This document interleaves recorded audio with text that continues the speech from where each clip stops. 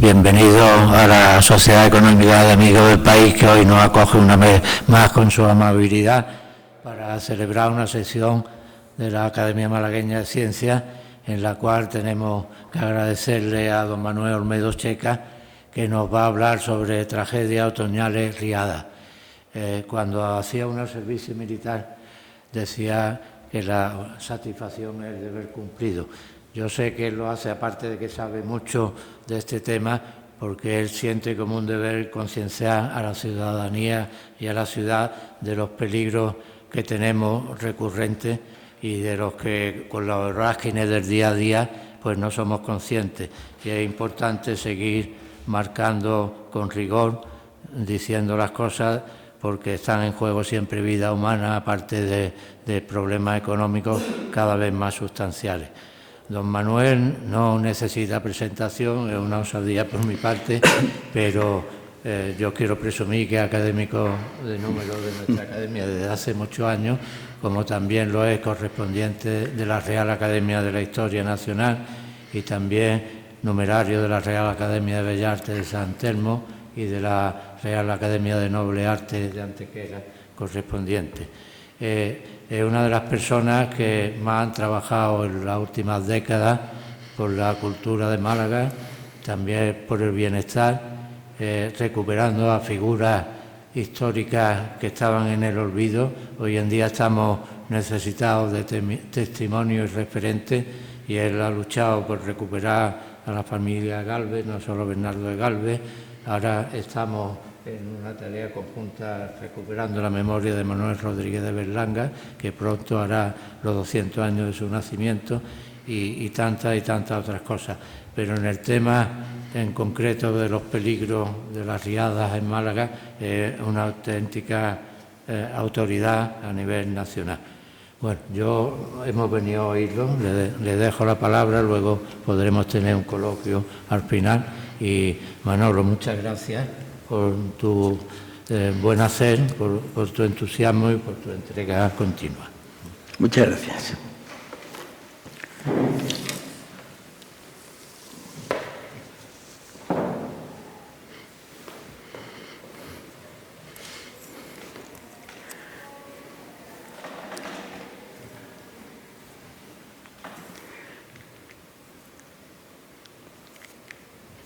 Bien, buenas tardes, bienvenidos.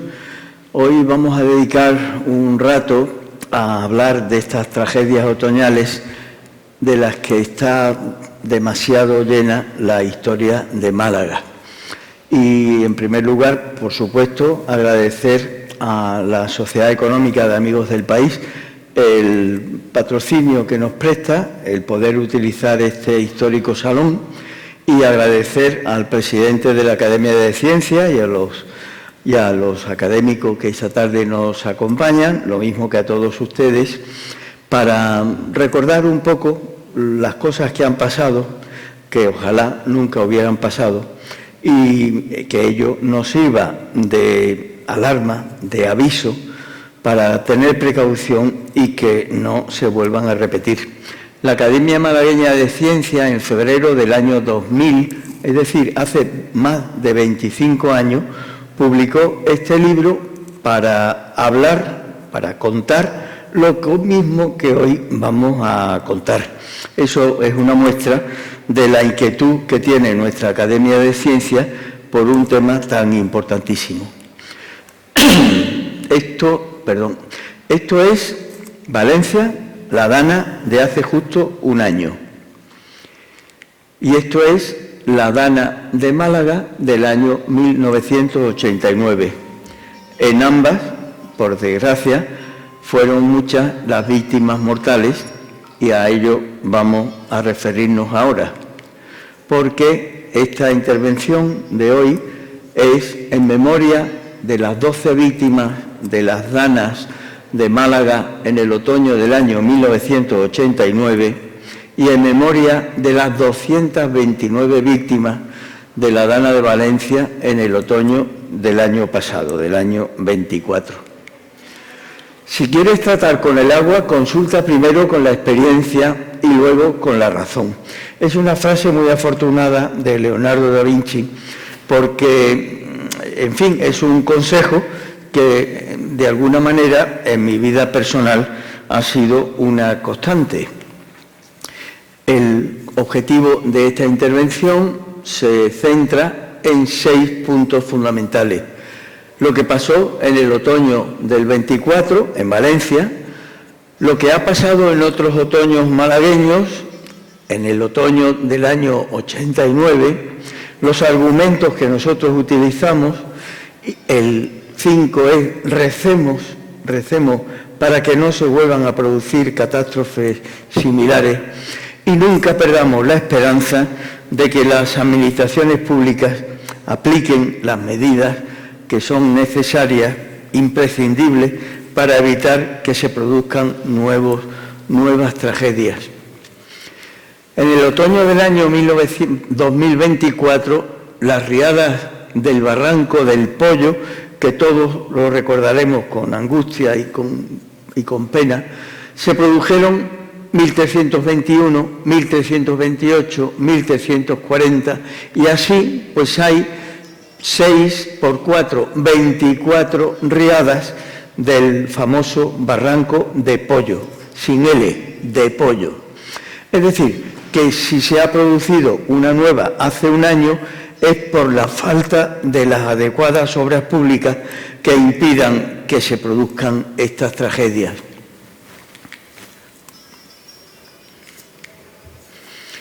Esto es una página del diario El Mundo, Apocalipsis en Valencia.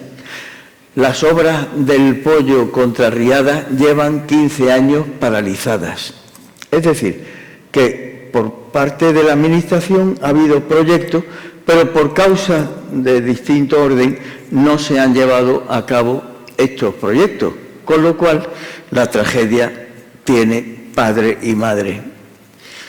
En cuanto a los otoños malagueños, porque para qué voy a contarles más cosas de Valencia el año pasado, cuando creo que todavía está en la mente de todos y muchas veces también en los telediarios de casi cualquier cadena.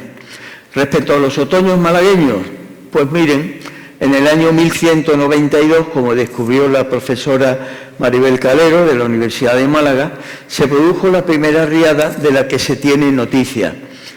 La violencia de la corriente derribó el puente de piedra que vemos aquí, que era un puente romano, y curiosamente la ciudad no sufrió nada porque estaba protegida por las murallas.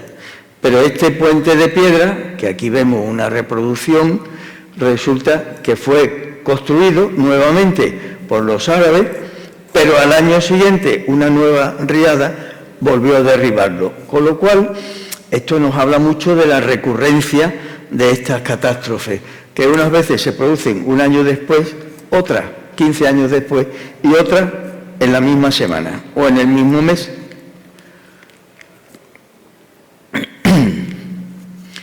La primera riada de las que se tiene noticia en Málaga se produjo en el año 1544. Hubo otra en 1548. Hubo otra en 1580, otra en 1611, otra en 1614. Y estas riadas fueron las que aconsejaron no construir el muelle en este pico, donde hoy está la Plaza de la Marina, y esto es el gran arenal que había delante de la Puerta del Mar. Y esta es la Puerta del Mar. Pues bien, para que esta obra del muelle no quedase inutilizada por los grandes acarreos, las tierras que arrastraban las riadas del Guadalmedina. Pero la mayor catástrofe de la historia, una de las mayores catástrofes, se produjo el año 1628 y se imprimió esta relación, verdad cierta, de la ruina lamentable, muertes y estragos que causó el impensado diluvio el sábado en la noche del 23 de septiembre de 1628. Pero esta riada tuvo también otro relato, la relación sumaria de la espantosa inundación que padeció la ciudad de Málaga, y a tanto llegó la noticia de la catástrofe, que en Sevilla se imprimió esta carta del padre comendador del convento de la Merced, en la que se describía la catástrofe sufrida por la ciudad. Aquí tenemos seguidamente otra riada que es, junto con la del año 1628, una de las tres más lamentablemente trágicas, breve copia del estrago lastimoso que se hizo en la ciudad de Málaga, la inundación del 22 de septiembre del año 1661.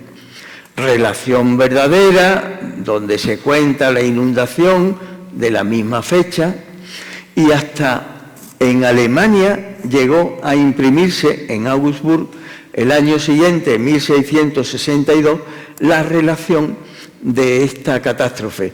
Las relaciones entonces de Málaga con Europa se debían fundamentalmente a los productos típicos de Málaga, las frutas y sobre todo los vinos.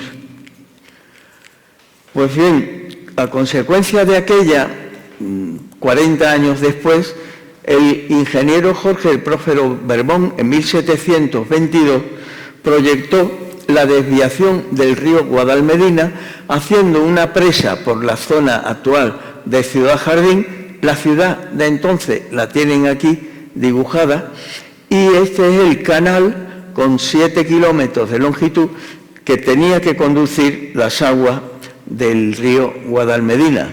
Evidentemente no se hizo, pero el ingeniero autor del proyecto dejó escrito algo muy interesante.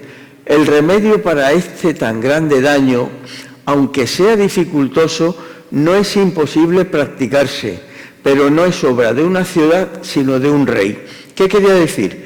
Que era una obra tan costosa que no podía ser asumida por el Ayuntamiento de Málaga.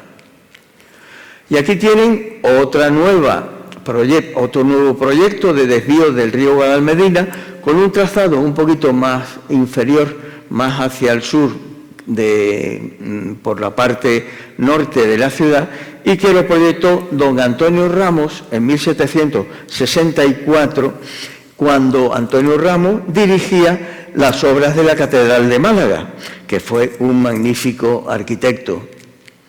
Y pasado un siglo, en 1877, pues nos encontramos con esta enorme figura malagueña, aunque no nacida en Málaga, José María de Sancha.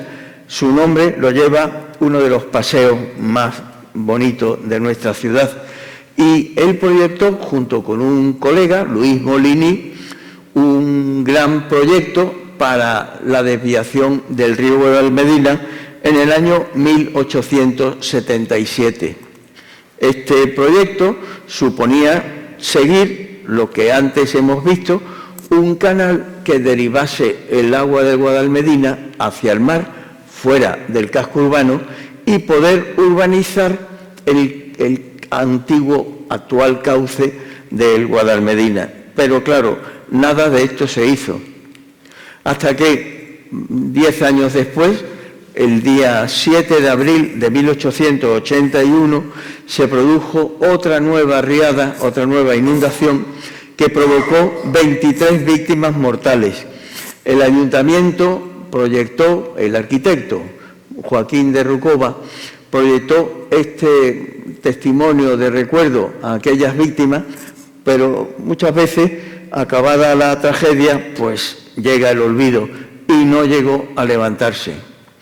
Pero apenas un mes después de esta tragedia, el gran Cánovas del Castillo, otra figura lamentablemente olvidada de Málaga, pues consiguió que en el Congreso de los Diputados, como figura en el diario de sesiones, se aprobó el 11 de mayo del mismo año 81 una proposición de ley para poder afrontar la desviación del río Guadalmedina, pero tampoco, por desgracia, se pudo hacer nada. Y nos encontramos ahora con el día 24 de septiembre de 1907. Esto que ven aquí, pues es la calle Carretería. y fíjense cómo estaba de barro, porque aquella inundación también costó la vida de 20 y tantas personas. ¿A dónde llegó el nivel de las aguas? Pues puede contrastarse perfectamente en la puerta trasera de la iglesia, la lateral de la iglesia de San Juan, en donde hay una placa que aquí vemos, el 24 de septiembre de 1907, terrible inundación en esta ciudad, alcanzando las aguas en esta iglesia a la altura que marca la franja dorada de esta losa, que fue una altura de 2 metros sobre el nivel de la calle. Para poder afrontar una solución, el gran ingeniero Jiménez Lombardo, que también fue miembro de la Academia de Ciencias, como lo fue el otro ingeniero, José María de Sancha, pues proyectó y construyó la presa del Agujero, en el cauce del Guadalmedina, más o menos en la zona donde se puede tomar un magnífico arroz caldoso e incluso en estos días el lomo en manteca, que es un bocato di cardinali, ¿verdad?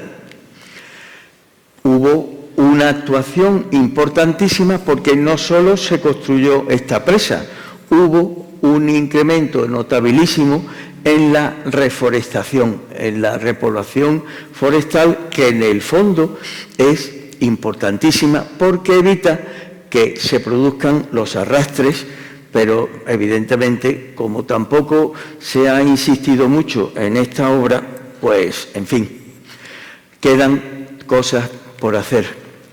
En los años 40 del siglo pasado, 1944, pues la entonces División Hidráulica proyectó nuevamente la desviación del río y, consecuentemente, el Ayuntamiento aprobó la urbanización del cauce del Guadalmedina, que obviamente tampoco se hizo. Fíjense, la calle Cuarteles, donde está, aunque con otra disposición, la estación del ferrocarril suburbano, pues el Sincamil quiso entrar en la estación empujado por el agua, pero allí se quedó parado. Hubiera sido bonito ver un Sincamil dentro del ferrocarril de Torremolinos y Fuengirola. Esto ocurrió en el año 78. Pero claro, ocurre también no solo por los problemas derivados del Guadalmedina, sino porque algunos grandes colectores, este tenía 2 metros de alto por 3 de ancho, pues estaba en esta situación. Yo creo que valen más esta imagen que las palabras. O bien que este otro colector, en la zona de la Plaza de la Merced, pues para que no se caiga, un ayuntamiento de los años 20 de este siglo pasado, de este siglo actual, del pasado, pues tuvo que ponerle ese pilar para que no se hundiese la bóveda.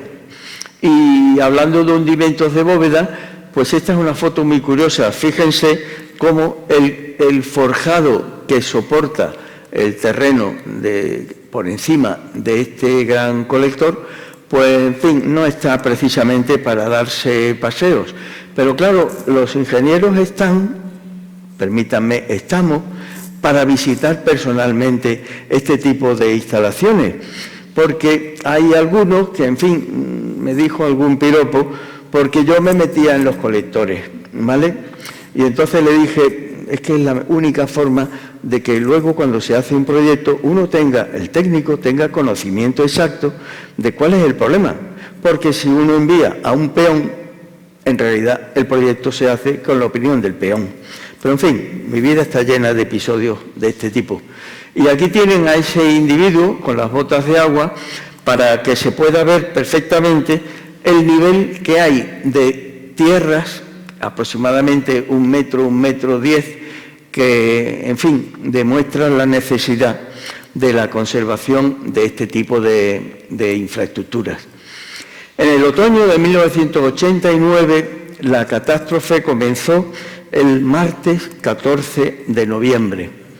Esta es la primera página del Sur del día siguiente, del miércoles 15, catastrófica situación en la capital y parte de la provincia a causa de las inundaciones. Esta foto la he borrado para que no se vea, el cadáver que estaban sacando algunas personas de ese barrio. Y aquí tienen, por ejemplo, la avenida de Europa, en la que el autobús pues, nos sirve para contrastar la altura que alcanzó el agua, siempre el agua marrón. ¿Por qué? Por la falta de la cubierta forestal, que es la que está llamada a impedir el arrastre de tierras. En el 89 aquello fue un caos. Durante una semana, un auténtico caos, como también lo ha sido en Valencia, porque, por desgracia, las inundaciones siempre, en los primeros momentos, pues, en fin, son un caos. Y en este caso, aquí ven al ministro de la Gobernación, Corcuera, con el gobernador civil de Málaga entonces y el alcalde de entonces y los vecinos en la zona de carretera de Cádiz, en fin, diciendo hasta dónde le llegó el agua a ese señor que vemos ahí, ¿no? ¿Por qué? Porque durante una semana no hubo respuesta, ninguna respuesta, cuando para eso están las Fuerzas Armadas, para eso está el Ejército. El Ejército tardó una semana en llegar. Y bueno, verán que hay una persona que ustedes conocen bien, porque la foto es muy significativa.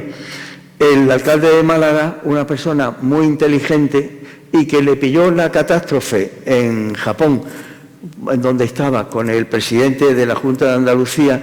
El alcalde aterrizó en una Málaga asolada, en la que ya había habido, me parece que eran 7 víctimas mortales, y con muy buen criterio le dio una batuta a la persona que tienen ustedes, porque el alcalde sabía muy bien que ante una emergencia de este calibre no vale un comité como estamos acostumbrados a ver en televisión, que son 20 personas con chalecos de distintos colores, pero no hay uno que mande.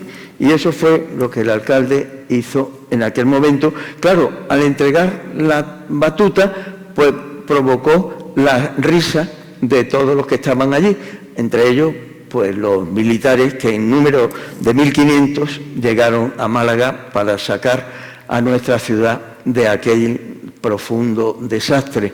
Y aquí tienen pues algunas escenas de las fuerzas militares trabajando seriamente, ¿no? Argumentos para esta intervención de hoy. Pues el principal es la presa del Limonero, y esta es la presa y este es el embalse.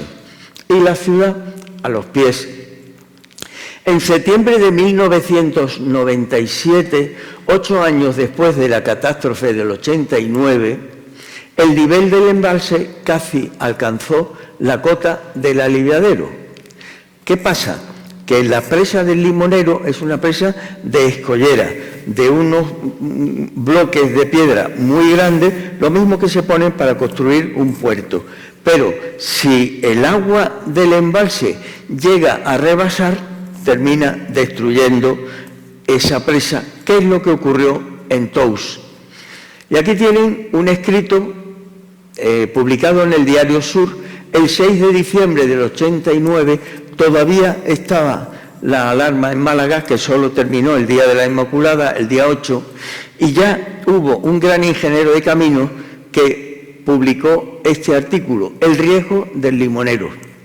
Yo no estoy descubriendo nada que otras personas lo hayan advertido antes, pero este gran ingeniero, Francisco Benjumea Heredia, conde de Guadalhorce, pues dedicó los últimos 20 años de su vida a demostrar el problema del Guadalmedina. Por ejemplo, el año 93, todavía el Guadalmedina, el año 94, propugnando un segundo vertedero para la presa como forma de eliminar el riesgo.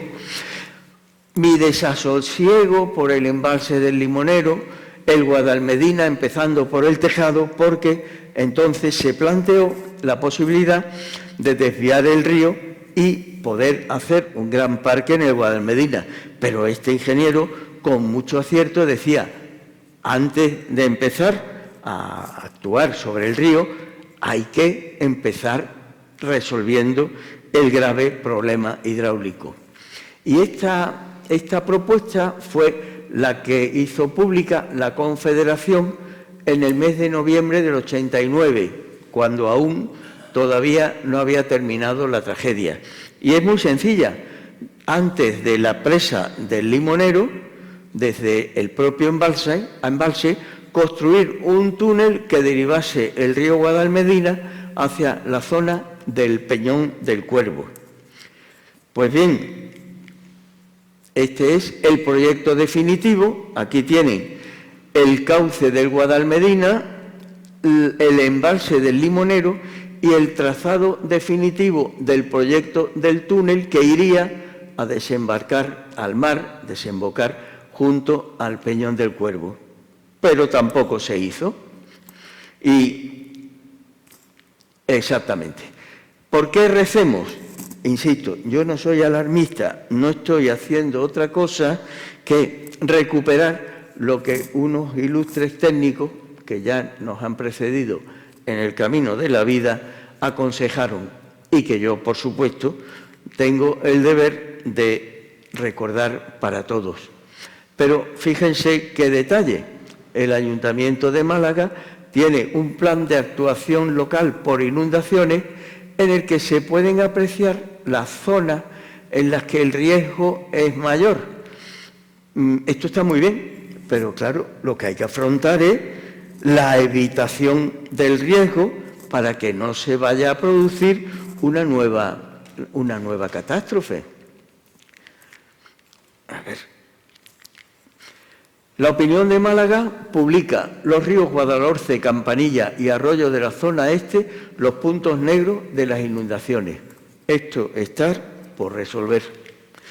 Y aquí tienen la calle Hilera, el Corte Inglés, está aquí, este edificio que vemos, la iglesia de la Esperanza, y aquí tienen el 17 de noviembre del año 2012. En fin, hace 13 años de esto, ¿no? El río Campanilla lleva 2 décadas a la espera de que encaucen el río.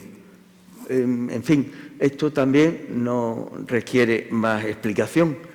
El martes 12 de noviembre del año 2024, el año pasado, fue cuando el diario Málaga Hoy publicó esta portada. Y aquí tienen Campanilla en el año 2020. Los daños fueron unos 60 millones de euros. Como ven, los coches así, arrastrados por las crecidas del río Campanilla, pues son la imagen malagueña de la catástrofe de Valencia. Curioso es el proyecto del puente de la Azucarera. Es del año 1869, pero esto que ven es el proyecto, que tenía 1, 2, 3, 4, 5, 6 arcos. Pues bien, en el año 1871, 2 años después de ser inaugurado, la primera riada que se produjo derribó 2 de los arcos y además el puente se construyó con un arco menos. Es decir, a los 2 años quedó demostrado que el puente de la Azucarera, que todavía existe y presta servicio, no es capaz de poder evacuar el caudal que viene por el río Guadalhorce. Y aquí tienen lo que es hoy el puente de la Azucarera, que está en magníficas condiciones, y a su lado está el puente paralelo que se construyó hace aproximadamente 30 años. Pues bien, el problema gravísimo de hoy es que las obras que se hicieron en el Guadalhorce permiten evacuar 4.000 metros cúbicos por segundo, que se dividen en 2.500 por un brazo y 2.500 por el otro. Pero por el puente de la Azucarera, por el puente viejo, solo puede pasar 700. ¿A dónde va este agua? A la carretera de Cádiz, a los polígonos industriales y a la zona del aeropuerto, etcétera, etcétera. Aquí tienen, en el 89, lo que era la zona de la carretera de Cádiz, al final, junto al puente de la Azucarera.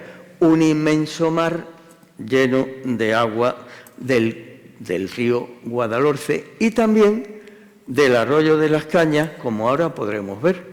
A todo esto, el puente nuevo de la Azucarera, pues bueno, yo creo que le haría falta que alguien, en fin, le diese un repasillo, no sea que el día menos pensado se nos caiga, ¿verdad? Porque la verdad es que esto, en fin, ustedes me entienden perfectamente.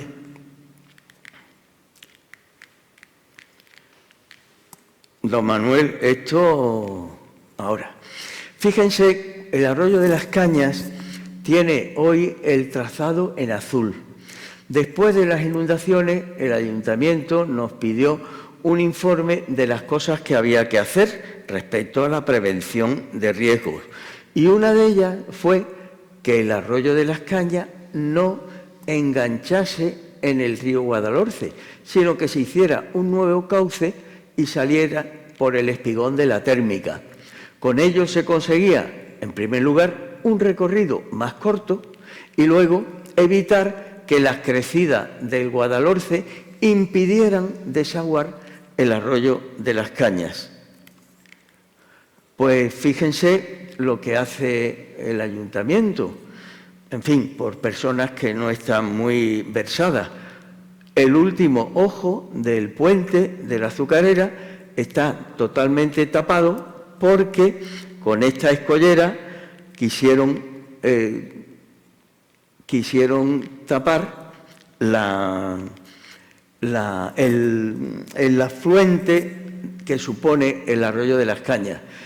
Y el arroyo de las Cañas, en el fondo, es el que inunda el polígono Guadalhorce, que así lo hemos conocido en mitad de aquel otoño del 89. ¿Alguien puede asegurar que en Málaga no lloverá tanto como ha llovido en Valencia? Pues nadie tiene una bola de cristal que pueda asegurar el futuro, nadie. Por tanto, y esto es desde el puente de la Aurora, con los dos rascacielos de Martinico al fondo. La velocidad del agua es considerable, de ahí la importancia de las cadenas como la que acabamos de ver a la altura de la iglesia de Fátima. El mes de noviembre del año pasado, pues yo cada vez que llueve mucho, como estoy jubilado, pues cojo el móvil y me doy un paseo por la ciudad. En aquel día, aquella mañana, pues estábamos 4 en las calles de Málaga, pero este fue uno de los vídeos que pude hacer para demostrar el color marrón de las aguas y el nivel que llevaba el río. Tiene gracia también porque aquí alguna persona se le ocurrió pues construir un aliviadero para que el colector de la margen derecha pudiese expulsar sus aguas al propio cauce del río, pero eso es francamente complicado. Y además le puso un muro que evidentemente en el primer minuto del Guadalmedina fue derribado, lógicamente. Curiosamente, la calle Carretería, que es la que vemos, a la esquina de la calle Andrés Pérez, pues había sido terminada de urbanizar pues hacía pocos meses, pero la fuerza del agua fue tal que provocó que reventase ese gran colector general, lo cual indica que hay que seguir estudiando el asunto. Y aquí tienen la idea que se ha hecho pública, la propuesta municipal de convertir en un gran parque el cauce del Guadalmedina. La imagen es preciosa, ojalá se haga, y yo soy firme partidario de que se pueda hacer. Hombre, lo que pasa es que antes de acometer esta obra habría que resolver el problema hidráulico, que es lo que nos preocupa a todos. Publicado en el Diario Sur, ante la pregunta que se hacen algunos, ¿qué pasaría si llueve lo mismo que en Valencia? Yo tengo la respuesta sin hacer estudio alguno. La ciudad de Málaga estaría inundada. Es una afirmación de un técnico. Málaga se inundaría si llueve lo mismo que en Valencia. Pero la segunda parte, pues en fin, tiene su encanto.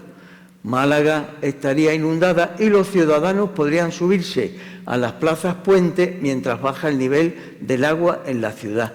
Evidentemente es una opinión humorística porque está claro que cuando llueva mucho y Málaga esté inundada, no va a haber nadie que vaya discurriendo por la ciudad para subirse a los puentes plaza.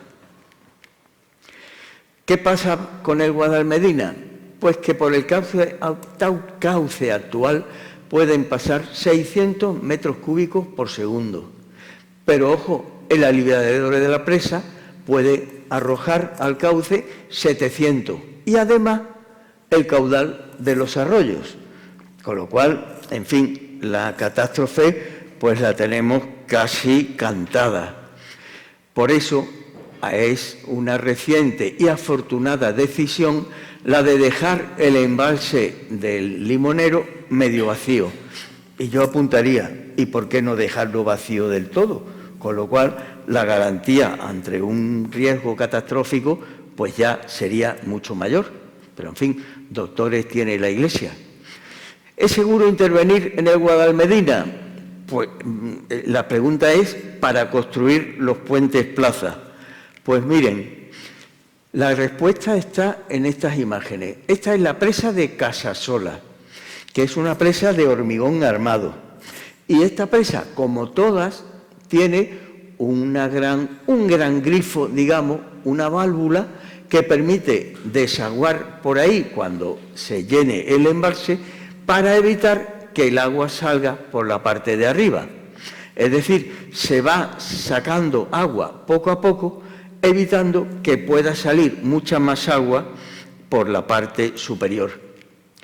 Y aquí tienen la misma presa, pero en noviembre del año pasado, porque esos tubos que tiene para desaguar por abajo, resulta que se atoraron. Por tanto, el agua no tuvo más remedio que saltar por la parte superior. En esta presa, ello, aparte del riesgo de un caudal mayor, pues no tiene el riesgo porque es una presa de hormigón armado. Pero es que la presa del Limonero es de escollera, como ya saben. ¿Qué pasa? Que tiene también ese tubo con esas válvulas para que cuando el agua empiece a subir, pues pueda sacar por aquí el caudal regulado. Pero estos desagües de fondo del Limonero también se vieron atorados en el mes de noviembre del año pasado. Por fortuna, el atoro fue menor y se pudo poner en marcha una vez pasada la dana. Lo que pasa es que en el cauce, en la cuenca del Guadalmedina, llovió menos que en la cuenca del río Campanilla. Y aquí tienen ya los desagües de fondo del Limonero, pues soltando agua a todo. Barómetro de catástrofes.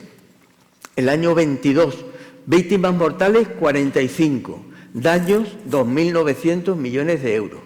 En el año 2023, víctimas mortales 37, daños 4.450.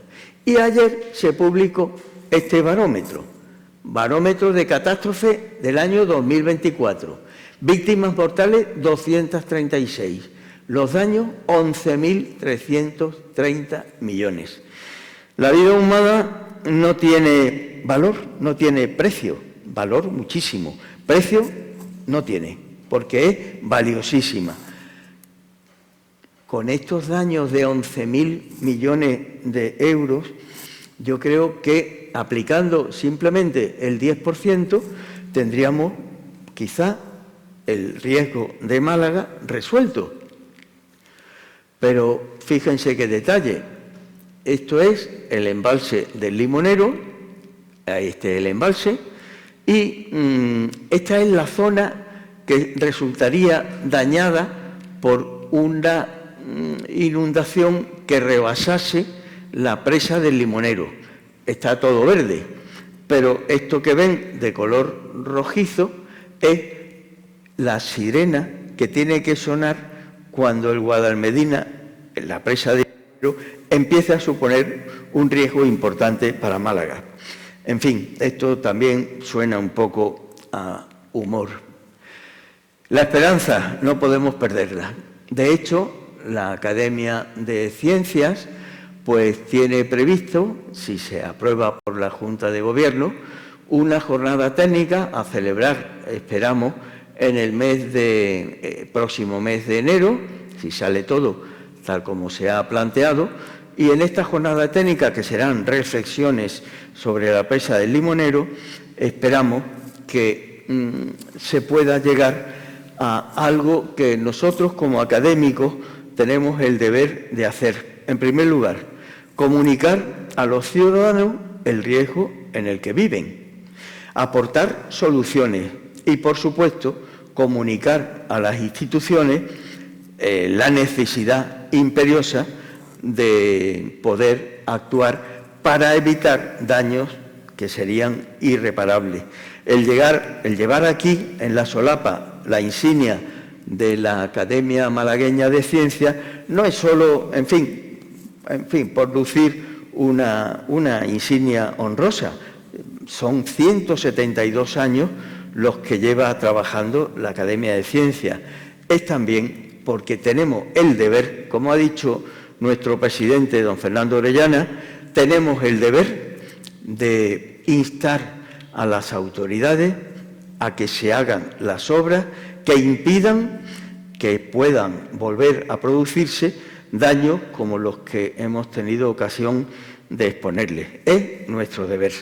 Y con esto, pues yo creo que ya termina la exposición y quedo a disposición de todos ustedes por si quieren formular cualquier pregunta que intentaré responder. Muchísimas gracias por vuestra presencia. Me extraña muchísimo que en una conferencia tan importante como esta no haya autoridades. Es decir, el alcalde, porque esto es la historia verdadera de la zona. Y sabemos que la situación, todos los expertos a nivel meteorológico dicen que la tendencia es hacia dos estaciones. Una estación de lluvia y una estación de sequía, que se va gracias, una estación de sequía, y que todas estas situaciones catastróficas se van a repetir.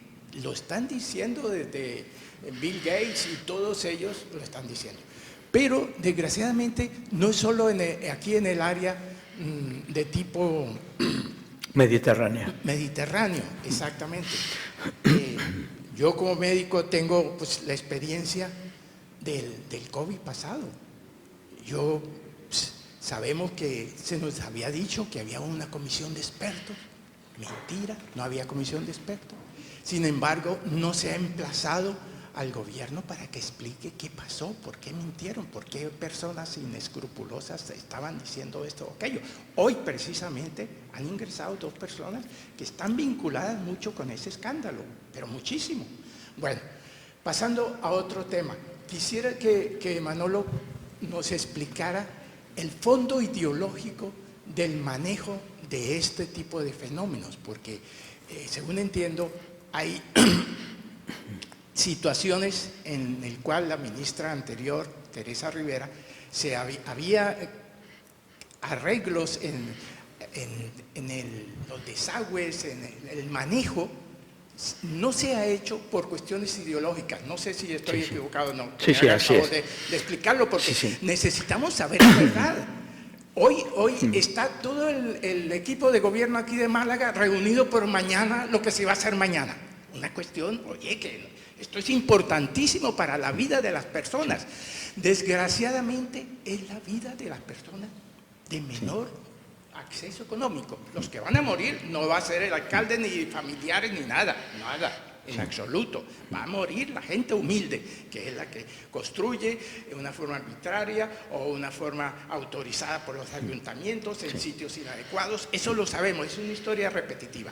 Bueno, Si queremos verdaderamente sentir lo que es la indiferencia del sector político en este momento, veamos a un historiador, un paisano tuyo, Santiago Posteguillo. Sí, Vivió en carne propia, en Paiporta, su situación. Él tiene un apartamento allá, vive en Valencia, pero estaba, no sé si están enterados de eso. Pueden entrar en YouTube y ver, lo acabo de volver a revisar porque pensé que lo habían retirado.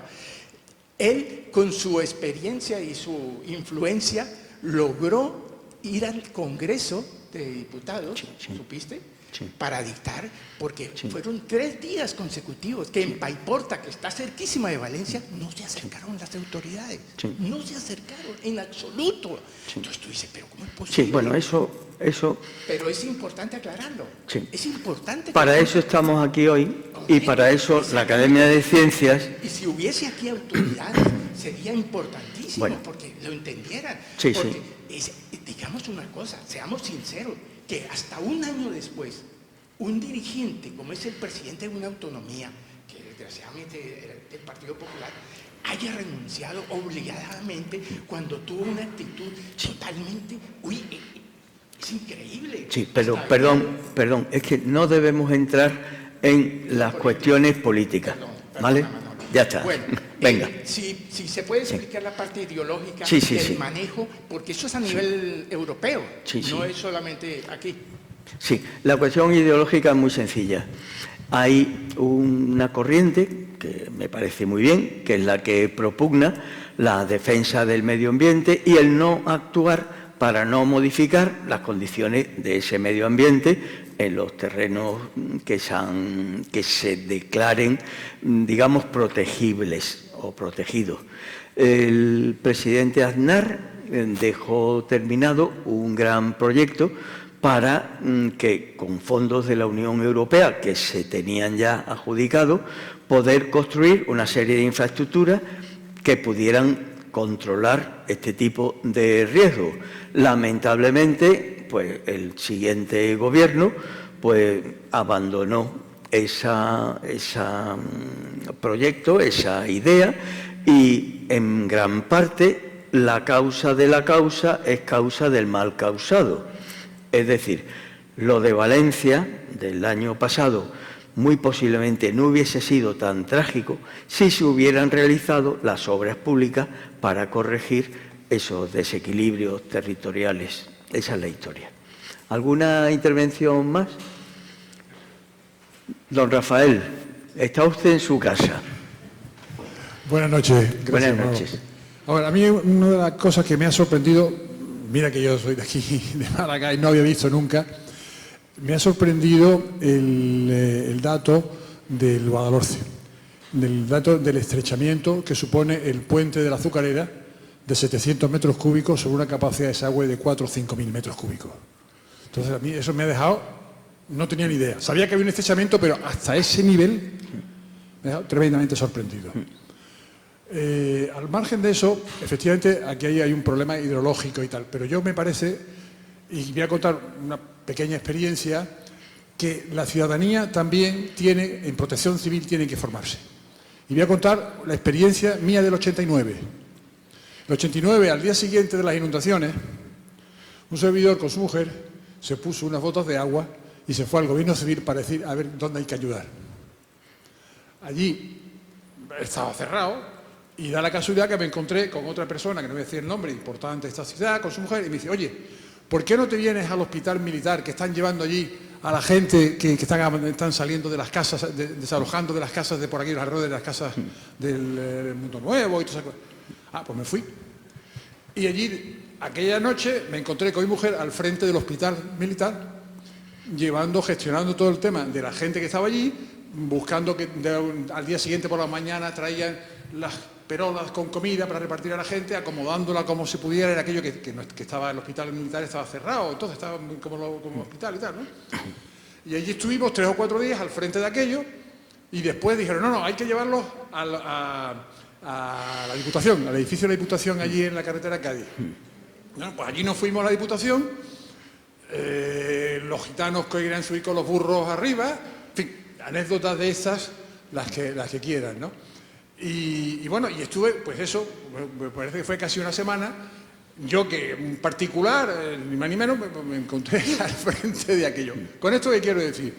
Quiero decir que de alguna manera hay unos problemas de protección civil que no hay que dejar solamente a las autoridades, hay que organizar a la ciudadanía para que en situaciones de conflictividades o de problemas de este índole, pues pudieran o puedan saber qué es lo que pueden hacer para ayudar a los demás. Simplemente el tema que no es solo ideológico, sino también las consecuencias, ver que la ciudadanía también sepa qué es lo que puede hacer en estas circunstancias. Bien, eso tiene una respuesta que es triple.